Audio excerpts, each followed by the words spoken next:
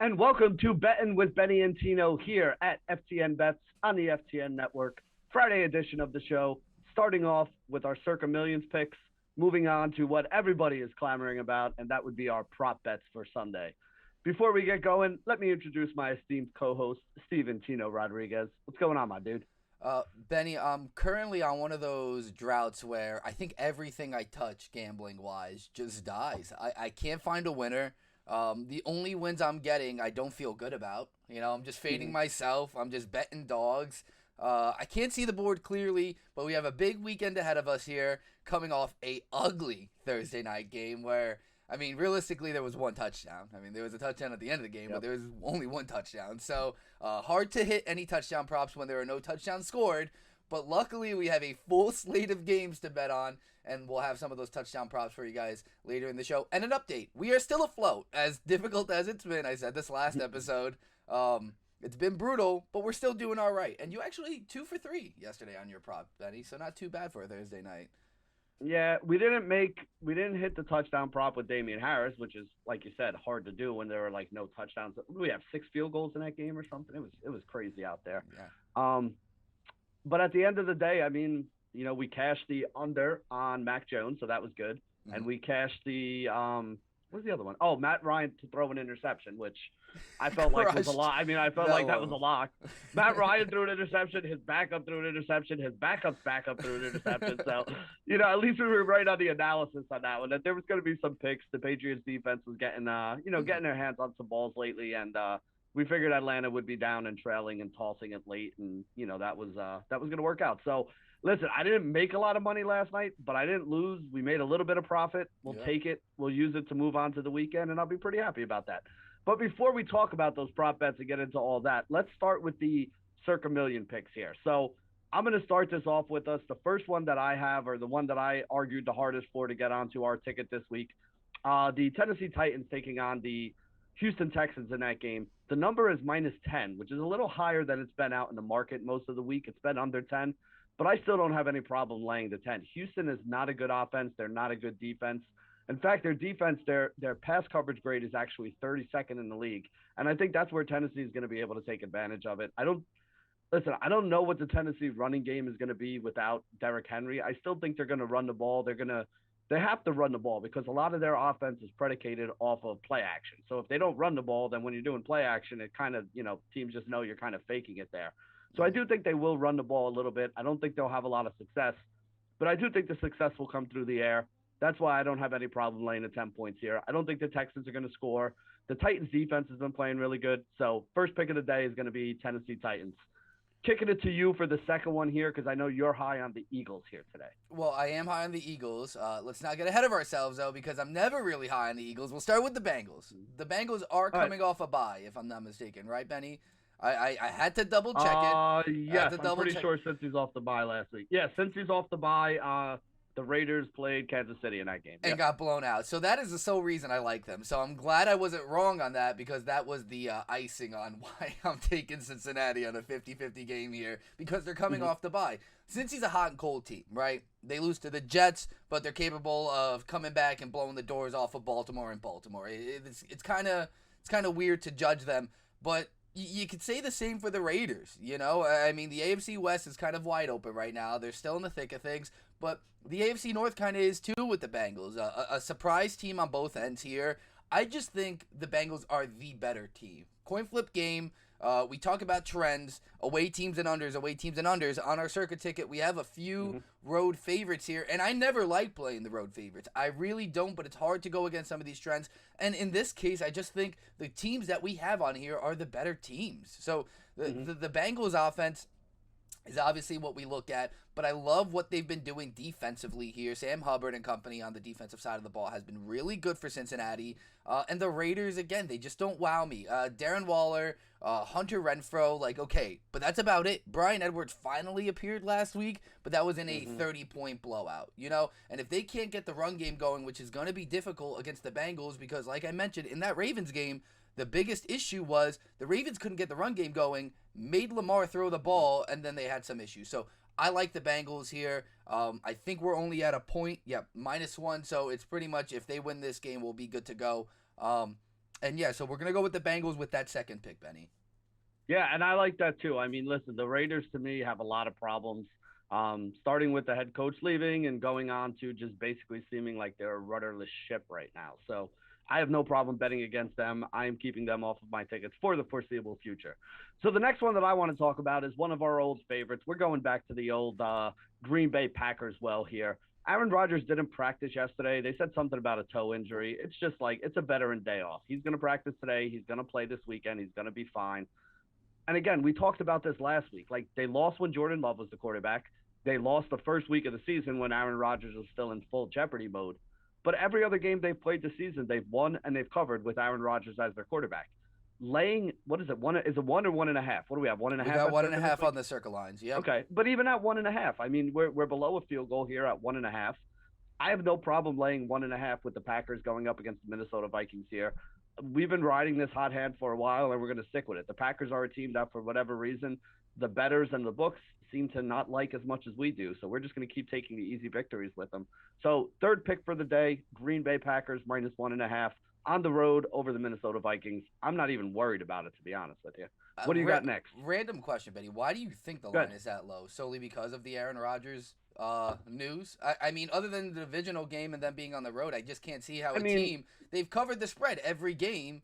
He's been there other than week one. You have the Aaron Jones issue as well. Aaron Jones is out for a couple weeks too. But again, we don't, the way my numbers work, and you and I talk about this all the time, is that, running backs are not something that's going to move the spread that much. Like, even the best of running backs don't move the spread that much. Quarterbacks move the spread.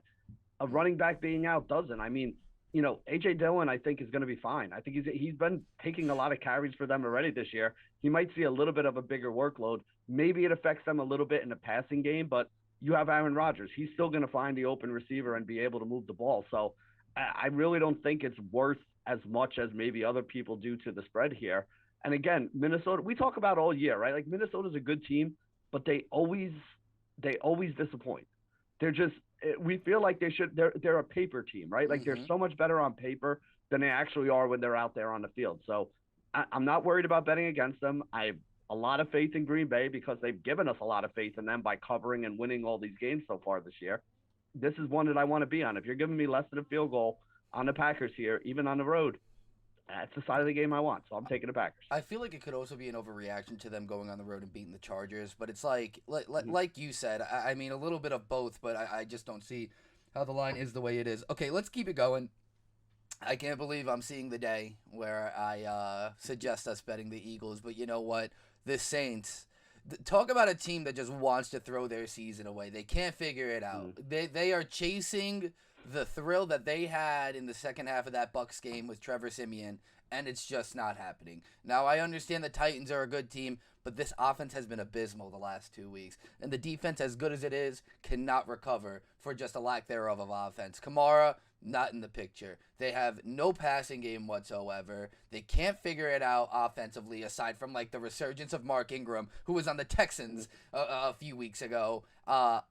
Look, this is more of a bet for me against the Saints than it is a bet for the Eagles right now. We talked about the trend of betting away teams. This is just a team. The Saints traditionally play better in the Dome anyways. The Eagles traditionally play better in the Link anyways. And it's like, Philadelphia just came off a surprising win against Denver in Denver. Of course, we were on the Denver side of things, and we mentioned both times we expected the Mile High to play a factor. It hasn't, and that's on us for thinking, home field mattered more than it did, but it hasn't. And the Eagles defense showed up. They're actually running the ball. Running the ball will be a challenge against the Saints, but, if they at least commit to it, dude, Devonta Smith has been showing out. He has been showing out lately. Jalen Hurts and him have a connection. Dallas Goedert's getting healthier. And they're getting things going. The offensive line play has been, improving for Philadelphia. And oddly enough, I talked to Chris Meany about this. The NFC East, these 3-6 NFC East teams, we mock them, but because of how bad the NFC is right now, they're in the hunt. There's an extra wild card spot. They're in the hunt. This is one of those games. The Saints are 5-4. This is a must-win for the Eagles. I think the line reflects it, as the Eagles are home favorites, and I like the Eagles. I really do like the Eagles and their offense more than I like anything on the Saints right now. Yeah, the Eagles also 5-5 against the spread on the year, and lately they've been playing pretty well. This is kind of like a wise guy pick. A lot of the wise guys are on the Philadelphia Eagles this week. A lot of the sports bettors I know, this was a team they were trying to get money down on this week. So Benny, I'm fine with the Eagles. Jalen Hurts also beat the Saints, I believe, in his debut. In his NFL debut. Ooh, that's good. That's some good news. Taysom Hill led Saints too. So even if there is a quarterback switch, they've seen this before. So yeah, hey, something to know. So let me ask you a question here. Would you feel worse about this if Taysom Hill was the quarterback? Because part of the reason why I'm on board with this is because he's not. It's hard to say because the defense of Philadelphia actually plays particularly well against the run. Like, I'm more worried about them against the pass. And I know Darius Slay recovered a fumble last week and returned it and was able to do something there.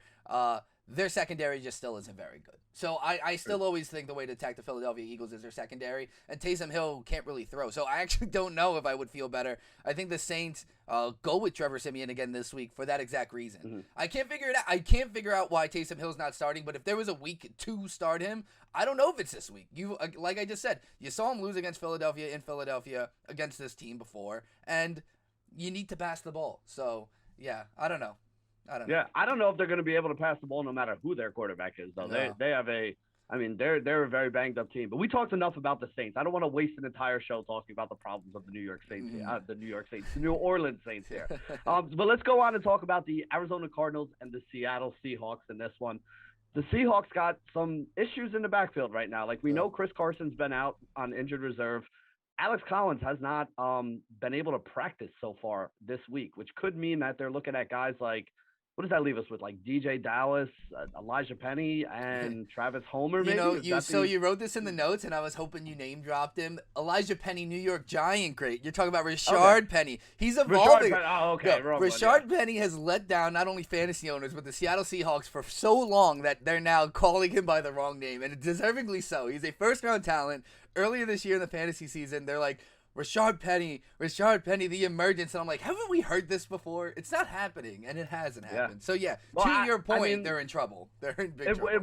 It worked well for me because I was able to get Chris Carson in, like, rounds 4 and 5 because people really thought that Ricciardi Penny was going to take that job from him. So, unfortunately, he got hurt, so that's not good. But up until then, I mean, listen, you got a guy in the 4th and 5th round. That was some pretty good value I thought I was getting out of Chris Carson there.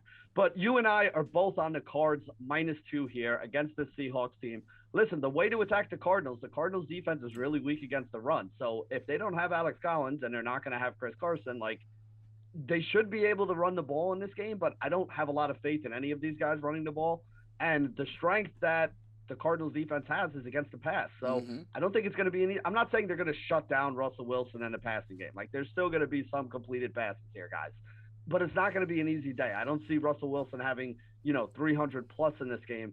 As long as Kyler Murray is playing, I think it's just not enough points on the Cardinals side, in my opinion. Would you agree? So I'm actually going to throw a curveball in here. Even if Kyler Murray isn't playing, I saw such a disheveled Seahawks team last week. I know playing in Green Bay is hard. I know Russ just came off the injury. They were shut out. Russ was bounce passing passes to his receivers. Obviously, it's a broken finger on his throwing hand, right? So, yeah, it's going to heal over time, but it's still a discomfort, and it's still going to mess with him a little bit. Not an easy thing to recover against. And like you said, if they do try to throw the ball and there's any, wounded ducks up there because of that broken finger, Arizona's going to capitalize on that. So I actually really like, regardless of the offensive situation with Arizona, because we're still waiting on D-Hop and no Chase Edmonds, so it's all James Conner. Even with all that said, Seattle is banged up offensively, and this Cardinals defense, I mean, we've seen it in spurts in terms of fantasy, but in real life, they're a good defense. They are a good real-life defense. So I actually like that side of the ball in this matchup more than anything. So, yeah. All right, so there we go. Those are our 5 picks for the Circa Millions contest this week. We have the Titans, the Packers, the Cardinals, the Bengals, and the Eagles. And we'll see how we do there, and we'll talk to you guys about that next Friday. But now it's time for what you've all been waiting for, the best part of the show, Not that the Circa part isn't a good part of the show, but the best part of the show is when we start talking about our props for this Sunday. Before we get into them, Tino, why don't you start with the prop update of where we stand right now, and then I'll go and get into mine for this week, and then you can get into yours, and we'll close it up and let these people go make their bets. Okay, great. So let's pull up this prop update. We have 1,000 windows up. I've been getting different graphics. I showed us our super contest last week. Unfortunately, I think the people saw for a second there how brutal it was last week, but that's okay. It's all right.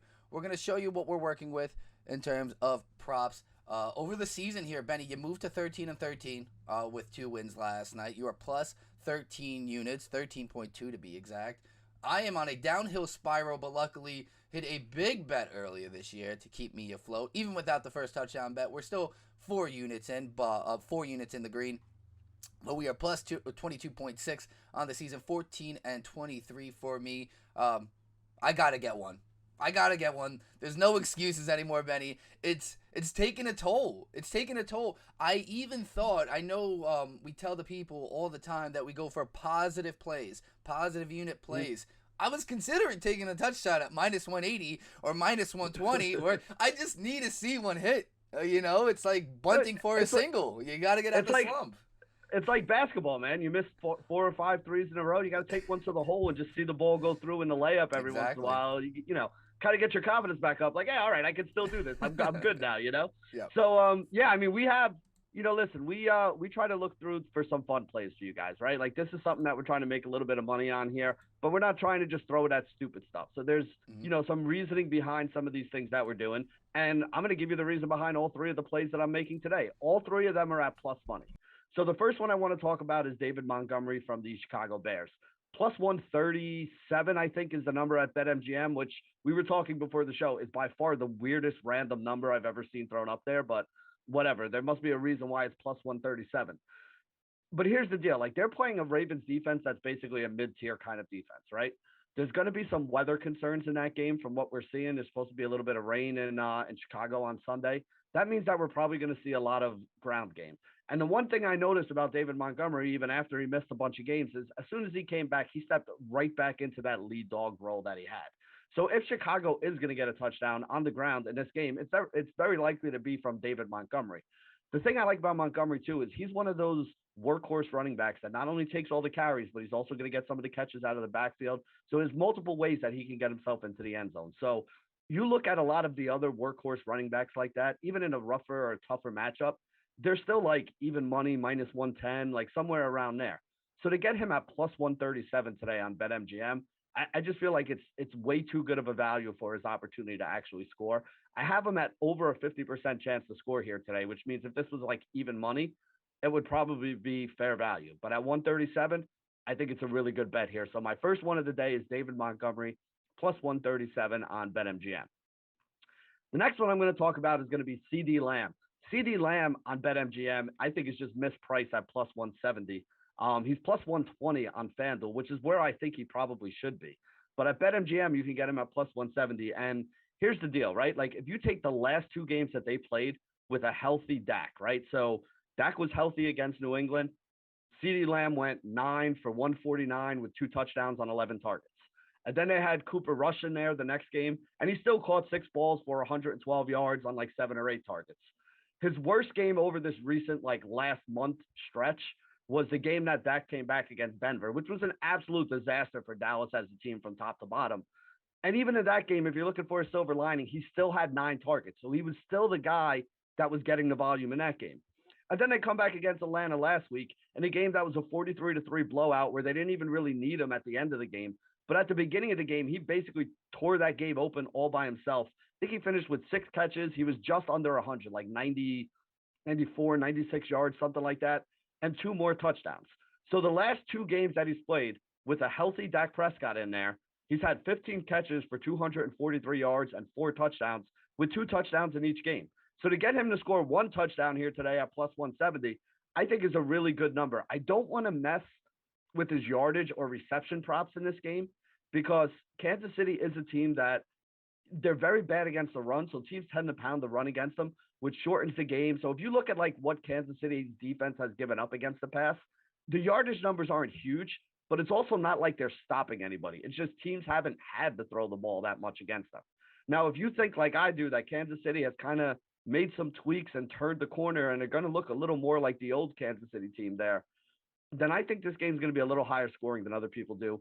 CD Lamb, the guy that I think can get in the end zone at least once at plus 170. And I even put a little bit of sprinkle on 2 touchdowns for him at plus 850. But the plus 171 is the one I want you guys to take.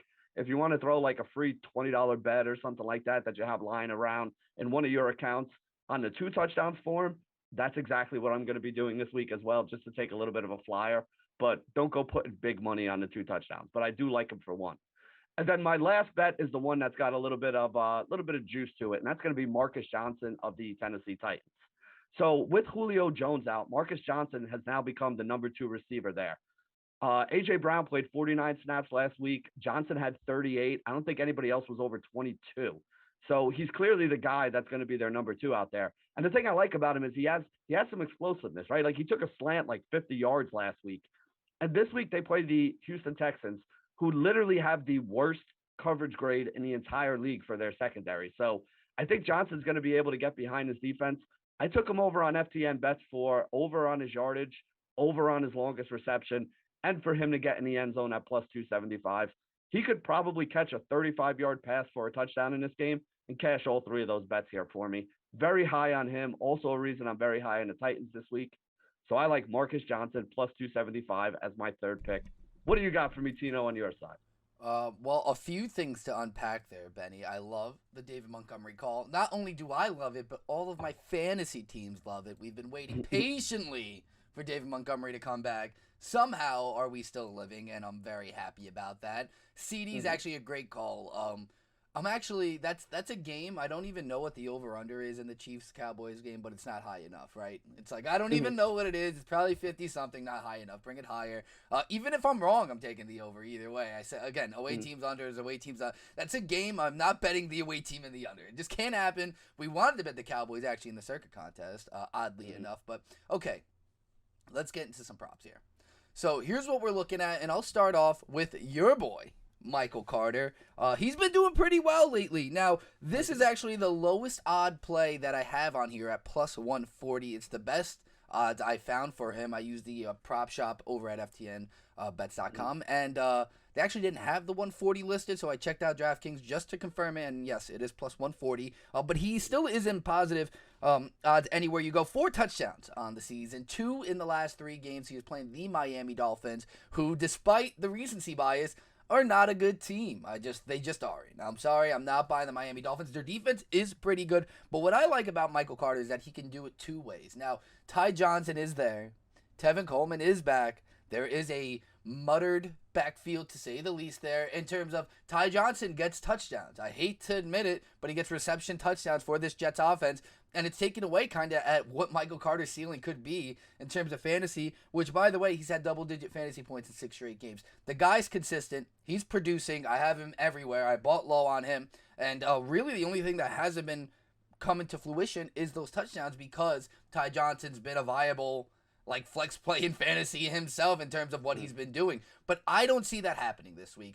I think they feed Michael Carter. I think he gets one on the ground. If not, I love the opportunity of him getting 3-4 receptions a game with him probably scampering one in that way. Now, I know he hasn't done that yet, but again, eventually I could see him being a factor in the receiving game. But yeah, 4 touchdowns this season. I think the Jets gotta give the ball to the running backs in this game where Joe Flacco is starting, Benny. If I heard that correctly, Joe Flacco is starting. You guys can't see Benny right now. He's scratching his head. So with that said, I think you got to give the ball to Michael Carter if you want to try to produce anything on offense. So that's my first play, plus 140, Michael Carter.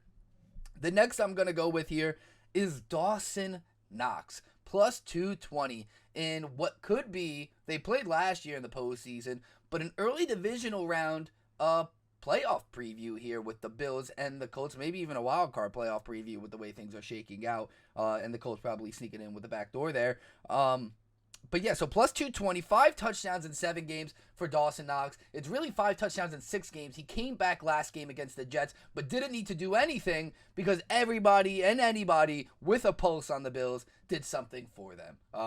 All the running backs had 5 carries each and somehow managed to score 2 touchdowns each. Shout out to Matt Breida on that comment. But look, aside from that game, 5 touchdowns in 6 games in reality. His one catch was for 17 yards. Point being, when the Bills needed him early in the year, when they needed something to click, especially in the red zone, Josh Allen looked at Dawson Knox. Plus 220, over 2-1 here on a guy who arguably was the reason people were up in flames about Stephon Diggs' production earlier this season, is where I want to put my money in a game where the Bills need to get a win. They need to get this win against the Colts. Not a must win, not a bust win, not really a bounce back here, but it's a game where it's kind of proven, right? The Colts are 7-point dogs. I told you I kind of like the 7 there for the Colts. They kept it close in Buffalo in that postseason game, and they have Phillip Rivers under center. Carson Wentz, as odd as he's been this season, has actually been a decent real-life quarterback. I know it looks ugly. I know he's inaccurate. He fits the Colts. Shout out to Hard Knocks 2. I just started watching that, and you can literally see the relationship with Frank Reich and Carson Wentz and why he loves him. It's like his son. It's weird.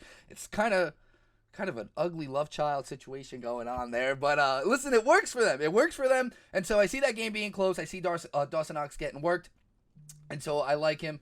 He's a little touchdown dependent in terms of fantasy. But hey, you know what? If he gets one for us, that's fine because that's what we're betting. This is what we're going to wrap up with. This is the best. Well, let me rephrase.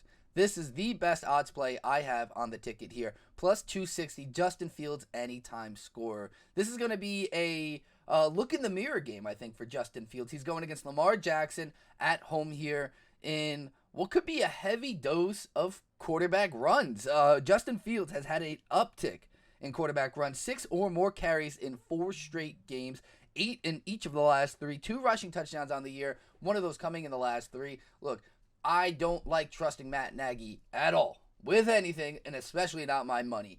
But Justin Fields is the best way for this offense to really find a rhythm, and you saw it against Pittsburgh. He was able to do a little bit with his legs. He was able to throw a little bit to Allen Robinson and Darnell Mooney. I think if they can somehow run the read option with him in the red zone. Now, I know you're on David Montgomery, but I think this offense is built for both of them to somehow feast. I think it's kind of built. I think the way this offense succeeds is like the Baltimore Ravens offense, where you can pull the ball with the quarterback. And look, I think I'm kind of thinking back to the one play where Justin Fields was able to break a tackle. What was that, against San Francisco, right? Yeah. He shed a few tackles. He ran to the right side, came all the way to the left, spun, was able to run it in. I think that was the one touchdown in the last 3 games. It wasn't pretty, but that wasn't even a design run. If they somehow set a design run in the red zone for him, it'll look a lot prettier. It'll look a lot easier, and it'll be a lot easier for to cash this ticket. But a plus 260, I see profit here. I like the Bears kind of this week too, as odd as that is. I'm not going to put money on it, but I kind of like the Bears to keep things close here, off the extra rest here. And, yeah, we'll see. But I like Justin Fields plus 260, Dawson Knox plus 220, Michael Carter plus 140. I got to get a win, Benny. I've said this already. I got to get a win. I need one. Hey, I like it. And, hey, for all of you who are wondering, can we both cash this Chicago Bears thing? Allen Robinson has been banged up and hasn't practiced up until Thursday right now, so we don't know if Allen Robinson's going to play in this game.